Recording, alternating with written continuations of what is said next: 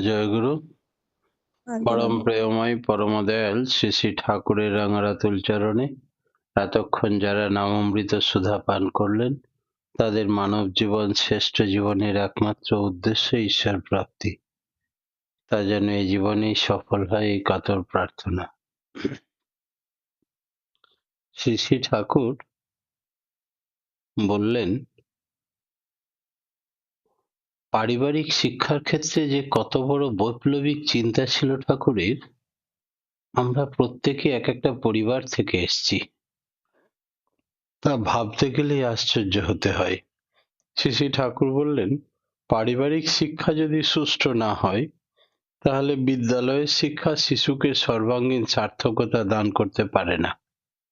আজ দেশে নানা রকম দুর্নীতির আঁচড়ে কামড়ে ক্ষতবিক্ষত যুব সমাজ বিধ্বস্ত, ফ্রাস্ট্রেশনে ভুগছে।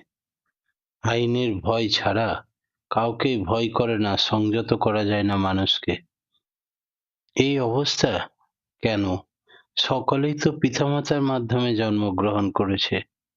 ঠাকুরের এই ভাগবত আদর্শ বিধান যদি আমরা সকলে মেনে চলি, তবে দেশের দুর্গতি নষ্ট হতে পারে।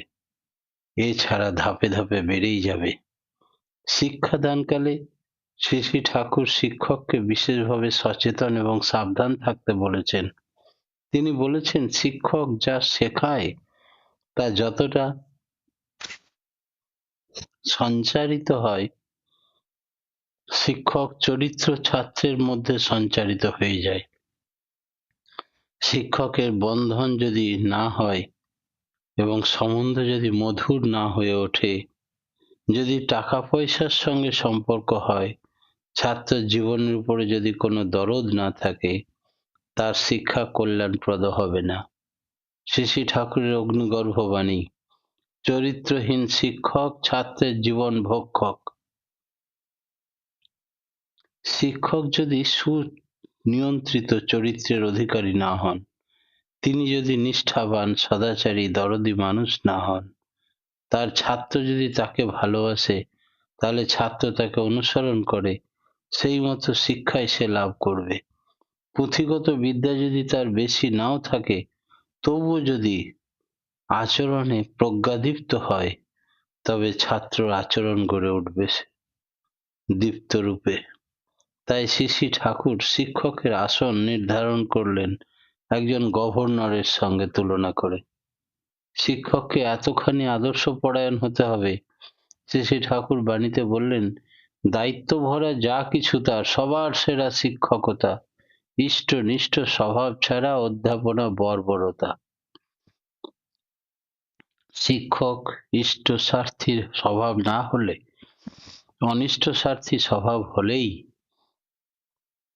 তার দ্বারা ছাত্রের মাথা খাওয়া ছাড়া আর কোনো কাজ হবে না। অনেক শিক্ষক ছাত্রদের ধূমপান করতে নিষেধ করেন, আর নিজেই টিচার রুমে বসে ধূমপান করছেন। ছাত্র তাকে ডাকতে গিয়ে দেখলেন, তাই তিনিও শিখলেন সকলকে বারণ করতে হয়, নিজে খেতে হয়। আচরণে না শিক্ষা দিবি কি? আচরণে না থাকলে শিক্ষা শুধু কথার ঝিকিমিকি। আজকাল নারী পুরুষের সমান অধিকার দাবি করে এবং শিক্ষাক্ষেত্রে এসেছে কো-এডুকেশন, সহশিক্ষা। কো-এডুকেশনের সপক্ষে প্রচুর যুক্তি আছে। শিক্ষাবিদ চিন্তা নায়কগণ অনেক দিনরাত্রি চিন্তা করে, অনেক অসুবিধার কথা ভেবে এই সুবিধার প্রবর্তন করেছেন। এখন ছেলে মেয়েদের একসঙ্গে পড়াশোনা চলছে, ফলস্বরূপ আমরা দেখছি মেয়েরা তাদের জড়তা ভীরুতা কাটিয়ে তীক্ষ্ণ চটপটে সাহসী হয়ে উঠছে। এত সাহসী হচ্ছে যে ছেলে মেয়েদের সঙ্গে পড়তে পড়তে তাদের প্রেম আলাপ বেড়ে যাচ্ছে। অনেকে পড়তে পড়তে রেজিস্ট্রি করে নিচ্ছে, ম্যারেজ রেজিস্ট্রি মা বাবাকে না জানিয়ে। আরো কত কি কাণ্ড করে ফেলছে। এতে বাইরে থেকে অনেক কিছু উপকার বুঝতে পারলেও ভেতরে যে এক মহা সর্বনাশ হচ্ছে, সেদিকে লক্ষ্য নেই। এই চলতি প্রথার বিরুদ্ধে রুখে দাঁড়ালে শ্রী ঠাকুর অনুকূল চন্দ্র। তিনি দেখলেন এর ফলে মেয়েদের জীবনে সতীত্ব, নিষ্ঠা, গৌরব সব ভেঙে খান খান হয়ে যাচ্ছে। বহু পুরুষের ছাপ পড়ছে তাদের মাথায়, স্বভাব কোমল মস্তিষ্ক তাদের, ফলে তাদের একনিষ্ঠতা, সতীত্ব, সাধিত্ব সব নষ্ট, বিপর্যস্ত। তারা ভালো মা বাবা হতে পারছে না, ভালো সন্তান জন্ম দিতে পারছে না। তাছাড়া পুরুষের নিকট সান্নিধ্য এবং অবাধ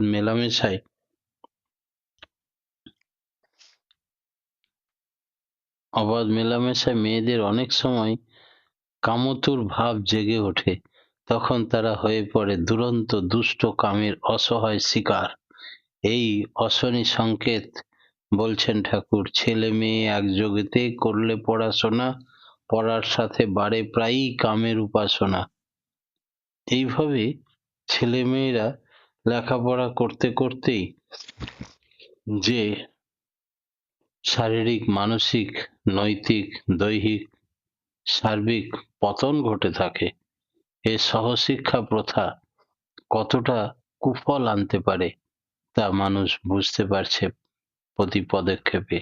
এর প্রভাবে বহু তাজা তরুণ প্রাণ স্কুল কলেজের গণ্ডি পেরিয়েই আর ক্ষতবিক্ষত হয়ে হয়তো গোপন জীবনের খবর রাখে না কেউ। প্রকৃতি বড় স্পষ্টবাদী, নিষ্ঠুর।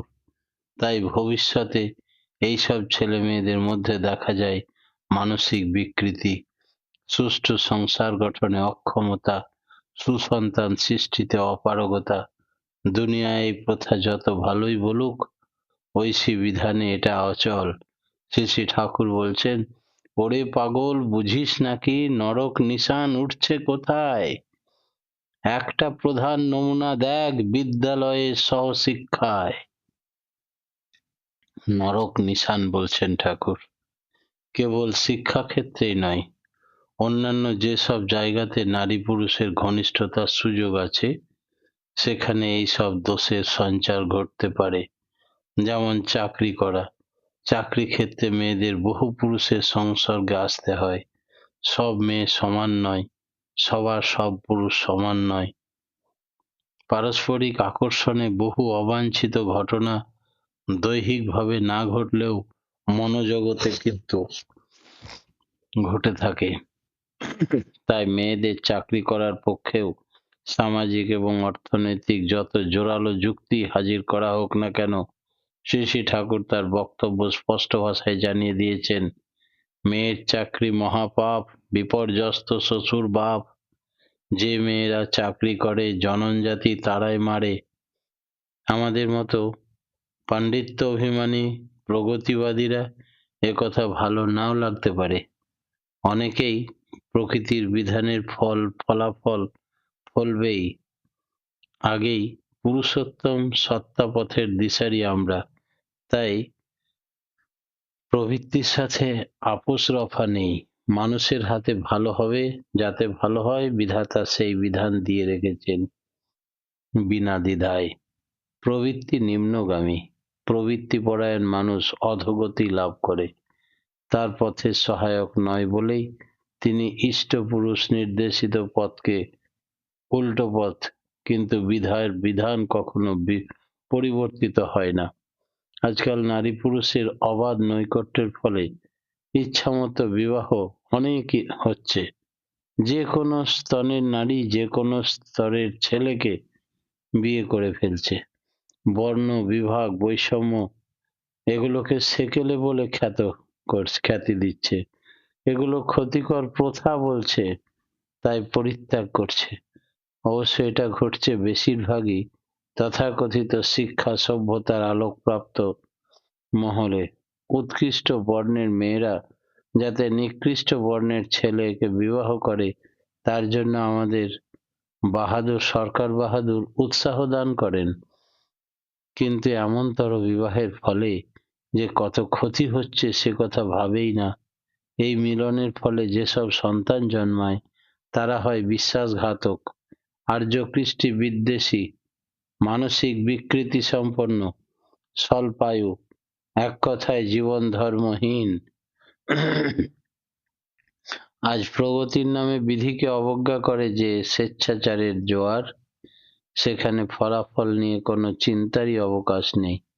এই উচ্ছৃঙ্খলতার পরিণাম যখন রাহুর মতো ভয়ঙ্করভাবে গ্রাস করবে জাতির জীবনকে, তখন হয়তো এর থেকে নিস্তার পাওয়ার জন্য মানুষ ছটফট করবে, কিন্তু তখন আর উপায় থাকবে না।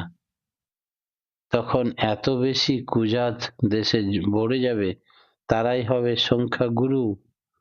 তাদের অসংযত চরিত্র ও চলন থেকে সমাজকে রক্ষা করা বড়ই কঠিন হয়ে পড়বে। তাই মহাবিপ্লবী প্রেমময় শ্রী ঠাকুর অনুকূলচন্দ্রের বিরুদ্ধে তুলেছেন তুমুল ঝড়।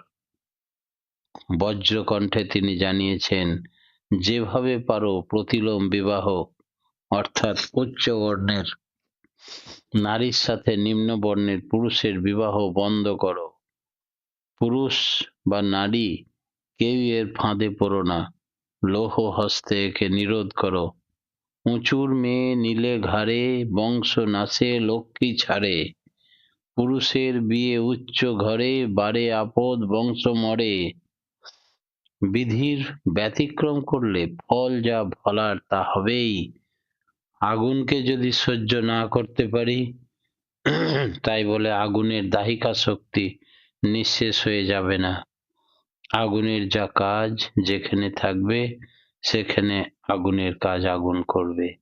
আমরা যখন আগুনকে বন্ধুরূপে গ্রহণ করব, আমাকে অহরহ জ্বালাতে থাকবে, এটি স্বাভাবিক।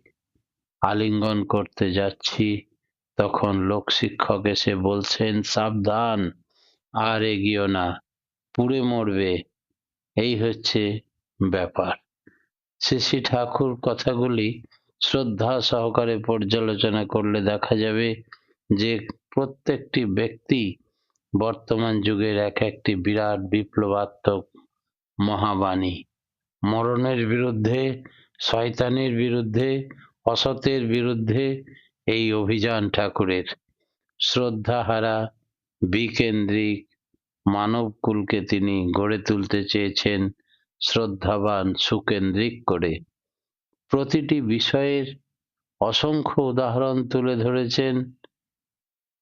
বলতে গেলে কলেবর অনেক বেড়ে যাবে, কিন্তু তার বক্তব্য বলে শেষ করা যাবে না।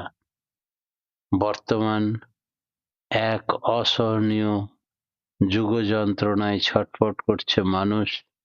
তিনি মঙ্গলময় মহাশক্তি নিয়ে আবির্ভূত হয়েছেন আমাদের মাঝে মানুষের বেশে।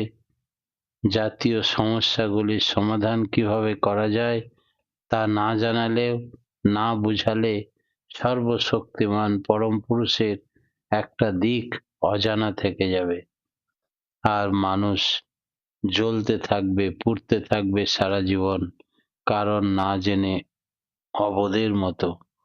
তাই সর্বশক্তিমান পুরুষ সমস্ত কিছু আমাদের জানিয়ে দিলেন। জানা বোঝার পরেও আমরা যদি তা ছাড়তে না পারি, ত্যাগ করতে না পারি, ইচ্ছাকৃতভাবে আগুনে হাত দিই, তবে আমাদের হাত পুড়বে, এটাই স্বাভাবিক।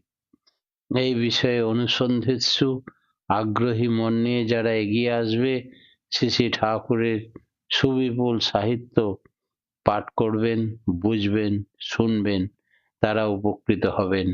যারা মানবেন না, তারা বঞ্চিত হবেন। বোঝার চেষ্টা করবেন এই মহান অভিযান, তার আন্দোলনের বিষয়বস্তুর প্রয়োজনীয়তা কি বর্তমান সমাজে। বর্তমান সমাজ আজকে অবক্ষয়ের সমাজ, একেবারে শেষ হয়ে যাচ্ছে। শুধু যুব সমাজ নয়, যে ধারে তাকাবেন অশান্তিতে ডুবে যাচ্ছে মানুষ। কারণ একটাই, যে মানুষ জানে না কি করলে মঙ্গল হবে আর কি করলে অমঙ্গল হবে, তাই সে অমঙ্গলের পথে ছুটছে, আদর্শকে ভুলে গিয়ে শয়তানকে আপন ভাবছে, প্রবৃত্তির কোলে শয়ন করতে চায়। প্রবৃত্তি তার ইচ্ছা মতো তাকে চালিত করে সর্বনাশে, আগুনে তাকে শেষ করে দিচ্ছে। মানুষের উন্নতি হচ্ছে না। দীক্ষা নিয়ে নিয়ম মতো চললে তবে হয় উন্নত। তাই দীক্ষা নিয়ে নিয়ম মতো বলতে বিধির বিধান মতো চলতে হবে, তবে মানুষের জীবনে উন্নতি লাভ করবে। প্রত্যেকটি মানুষের ক্ষেত্রে এটা প্রযোজ্য। এরকম নয় যে আমি হয়তো গুরু বংশে জন্মেছি তাই আমার জন্য বিধান কার্যকরী নয়, আমি হয়তো আশ্রমেই থাকি তাই আমি আশ্রমবাসী, তাই আমার জন্য বিধান কার্যকরী নয়, এরকম নয়। প্রত্যেকের জন্যই বিধাতা একই বিধান দিলেন, তিনি কাউকে ছেড়ে কথা বললেন না। বিধির বিধান মানবে যতটা বা যতটুকু, কেটে ছেটে সব মিলিয়ে পাবে ফল ততটুকু। সেই জন্যে আমরা কোনো কিছু প্রাপ্তির আশায় বিধির বিধানকে মেনে চলব না। আমরা যেন নিরেট সোনার মানুষ হয়ে উঠি, স্বর্গরাজ্য নেমে আসে আমাদের মাঝে, এই ভাবকে প্রকট করার জন্যই আমাদের বিধির বিধান মেনে চলতে হবে। তাতে নিজের পরিবারের, দেশের ও দশের বর্তমান ও ভবিষ্যৎ সঠিক করা যাবে। এছাড়া মানুষের বাঁচবার আর দ্বিতীয় কোনো পথ নেই। পরম পিতার রাঙা রাতুল চরণে প্রতিপ্রত্যেকের সার্বিক মঙ্গল প্রার্থনা জানিয়ে আজকের মতো আমার ক্ষুদ্র বক্তব্য এখানে শেষ করলাম। জয় গুরু।